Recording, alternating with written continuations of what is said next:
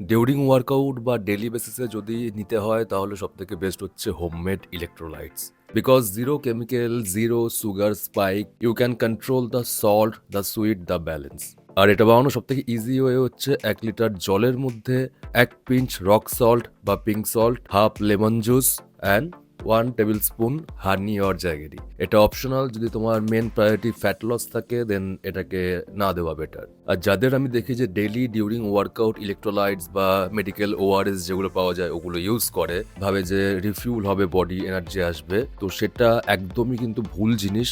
ORS এই জিনিসগুলো কিন্তু লাইফস্টাইল ড্রিঙ্ক নয়, এটা মেডিকেল পারপাসে ইউজের জন্য। এক্সট্রিম ডিহাইড্রেশন, বমবেটিং, ডিহাইড্রিয়া, ফিভার, হিট স্ট্রোক, তো এইরকম সিরিয়াস কন্ডিশনের জন্য এগুলো ইউজ করা হয়। তো এগুলো কিন্তু রেগুলার পারপাস ইউজ করার জিনিস নয়, না হলে তোমার বডিতে আননেসেসারি সুগার যাবে অ্যান্ড সোডিয়ামের ওভারলোড হবে। তো সেটা দেখবে তোমার হিতের থেকে আরো বিপরীত হচ্ছে। তো রেগুলার জিম করছো বা ওয়ার্কআউটের জন্য বা ডেলি বেসিসে ইউজ করতে হলে হোমমেড ইউজ করো, নট মেডিকেল ওয়ান।